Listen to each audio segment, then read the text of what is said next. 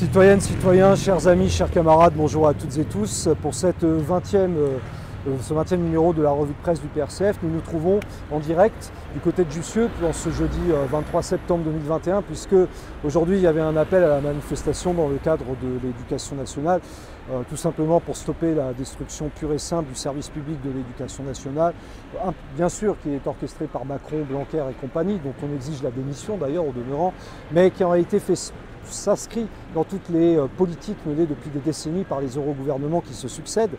Et justement, aujourd'hui, c'est d'autant plus intéressant de faire cette revue de presse en direct que vous avez pu entendre, on a pu entendre ces dernières semaines des propositions concernant l'éducation nationale, comme celle par exemple de Madame Hidalgo, qui explique qu'elle doublera le salaire des enseignants. C'est ça qui nous a aussi donné cette idée d'intituler cette 20e revue de presse sur le principe suivant, c'est-à-dire qu'il faut en finir avec les impostures. Et pour en finir avec les impostures, il faut combattre les postures. Combattre les postures a commencé bien sûr par Macron. Macron qui cherche depuis son discours de Marseille, et puis comme d'habitude dans la continuité des discours précédents, à se positionner comme celui qui va révolutionner l'éducation nationale, comprenez par là privatiser, parce que ce qui avait été annoncé à Marseille dans le fond, il faut bien comprendre, et on l'avait dit, on le répète, c'est le fait qu'à partir du moment où le chef d'établissement peut recruter les enseignants qu'il souhaite, ça veut dire que tous les établissements de France seront en concurrence. Et d'ailleurs c'est logique puisque l'Union européenne pousse à la privatisation de ce qu'on appelle les services d'intérêt économique général. Eh bien les établissements de France, du primaire, du secondaire, du supérieur, etc. seront en concurrence. Autrement dit, c'est la mort de l'éducation nationale publique, de la fonction publique et au passage de la République unie et indivisible.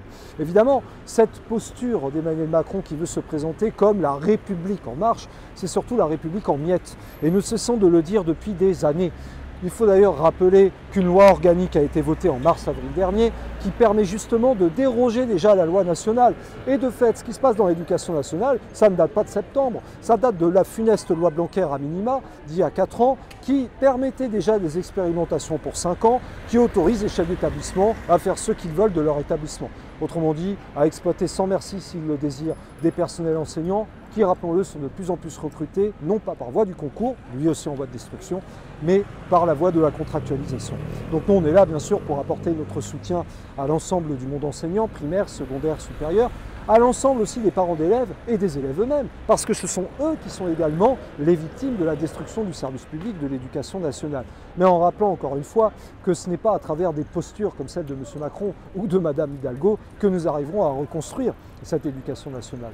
Pourquoi? Tout simplement parce que lorsque Mme Hidalgo explique qu'elle va doubler doubler le salaire de tous les professeurs, ça veut dire quoi? Ça veut dire qu'elle va doubler le point d'indice des fonctionnaires qui est gelé d'ailleurs en demeurant depuis M. Sarkozy en 2010 et que d'ailleurs sous le mandat Hollande, ce point d'indice avait été gelé pendant 5 ans. Peut-on sérieusement croire Mme Hidalgo? La réponse est évidente.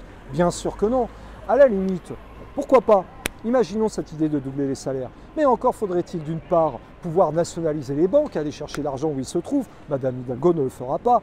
Et cela signifie, deuxième condition fondamentale majeure, qu'il faut sortir de l'Union européenne. Parce que c'est l'Union européenne qui, avec ses imbéciles et dogmatiques critères de Maastricht, empêche de faire ce qu'ils appellent du déficit public. En réalité, un investissement pour permettre justement à tous les enseignants, à tous les élèves de France de pouvoir disposer d'un véritable service de l'éducation nationale publique de qualité.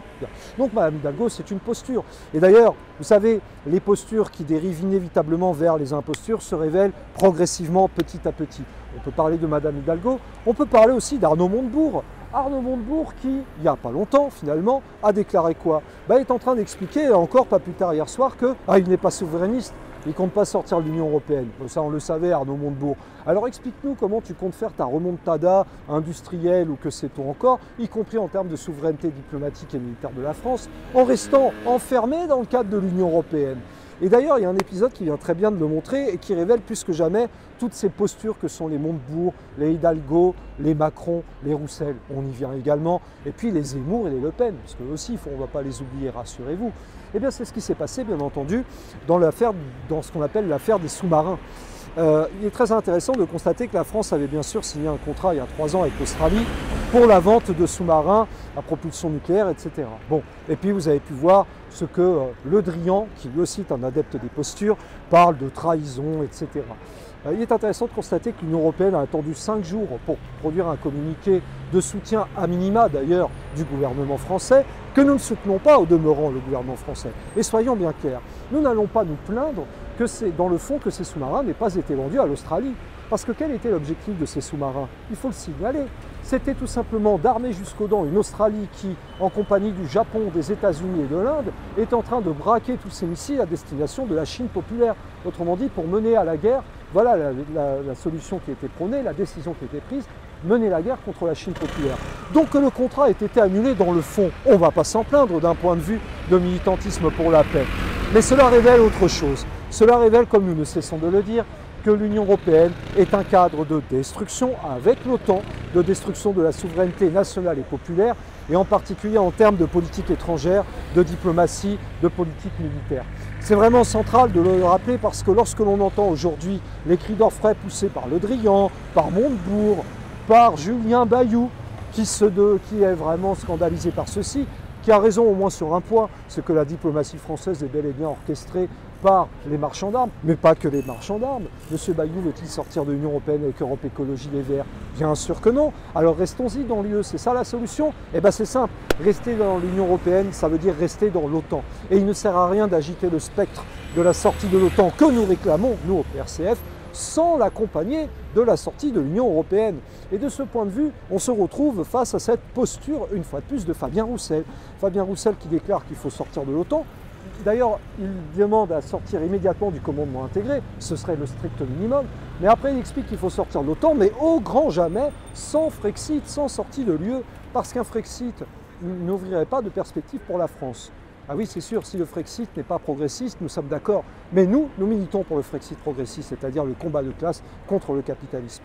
Et de ce point de vue, on ne peut voir à quel point, malheureusement, Fabien Roussel se part de posture en train de, soi-disant, dénoncer les riches, les super riches. Encore que, rappelons-le, qu'il l'a dit lui-même dans une interview donnée dans un entretien donné à 20 minutes, que de toute façon, il ne comptait pas s'attaquer aux grandes fortunes, puisque ce sont des personnes qui ont créé, inventé et qui ne pourront pas refuser son pacte pour la jeunesse, une augmentation des salaires, etc. Oui, autrement dit, le dialogue social, la lutte des classes. Eh bien, nous menons clairement la lutte des classes et nous la menons pour en finir avec le capitalisme et toutes les institutions qui vont avec. Et de ce point de vue-là, puisqu'on parle d'imposture, il y en a une qui est extraordinaire et qui est en train de monter de manière exponentielle, c'est l'imposture Éric Zemmour, qui, à travers sa posture, qui n'en est pas qu'une pour le coup, car lui, effectivement, éprouve une grande haine envers les populations d'origine nord-africaine, africaine, etc., envers les musulmans en particulier. Eh bien, en réalité, derrière cette posture qui veut se donner d'un souverainiste, il n'est qu'une imposture. Une imposture qui ne sortira jamais de l'Union européenne ni de l'OTAN, parce que ce n'est pas là le fond du commerce d'Éric Zemmour. Le fond de commerce d'Éric Zemmour, c'est de taper sur tout ce qui lui paraît trop visible à son goût, et y compris d'ailleurs sur les fameux prénoms. Alors de ce point de vue, il faut quand même rappeler que Éric Zemmour est loin, très loin d'être un grand historien, puisque dans le suicide français, déjà, il prenait la défense du maréchal Pétain en expliquant que dans le fond, il avait sauvé les Juifs de France.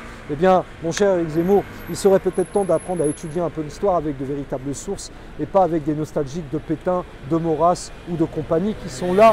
Pourquoi? Pour porter finalement la fascisation et avec le soutien, parce que c'est là l'autre imposture Zemmour, avec le soutien du grand capital.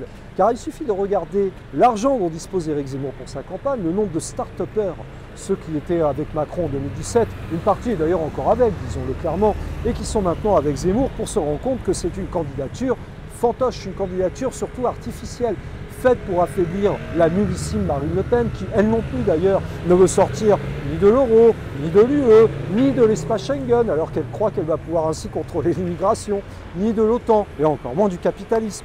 Eh bien Zemmour est un truc qui est là pour, évidemment, qui monte, et que nous ne devons pas sous-estimer, qui est véritablement dangereux, mais qui sert clairement les intérêts de Macron.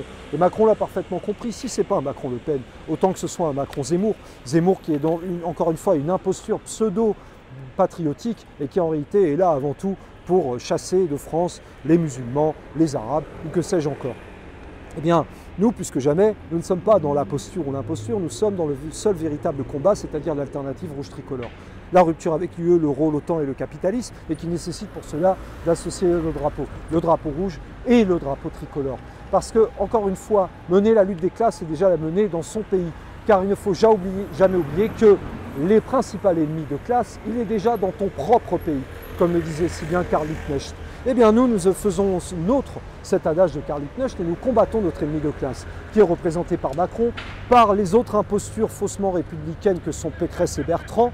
Pécresse qui d'ailleurs est allée poser gentiment avec Fabien Roussel à la fête de l'Humanité, où on a pu apercevoir à quel point le soi-disant dialogue social était encore à l'honneur au sein au moins de la Confédération nationale du PCF. Signalons aussi qu'en termes de posture et d'imposture, nous devons rappeler que Gabriel Attal a été également invité cette année à la fête de l'UMA pour, paraît-il, débattre avec Philippe Martinez. Mais il n'y a pas à débattre avec des gens comme ça, nous l'avons déjà dit, il n'y a qu'à les combattre et à aller battre une bonne fois pour toutes.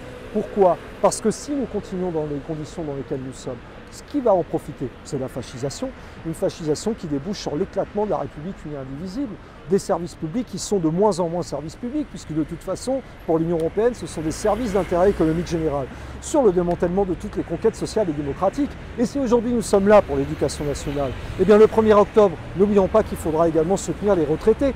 N'oublions pas également que le 5 octobre aura lieu une grande manifestation intersyndicale pour réclamer, alors certes, le mot d'ordre est un petit peu vague, peut-être, un peu général, une augmentation des salaires, la défense de l'emploi. Mais nous, ce que nous voulons, c'est beaucoup plus. C'est en finir avec le capitalisme et avec toutes ces institutions de malheur, qu'elles soient militaires comme l'OTAN, qu'elles soient politiques comme l'UE, qu'elles soient monétaires comme l'euro, ou qu'elles soient bien sûr économiques au niveau mondial comme le FMI, la Banque mondiale ou l'OMC.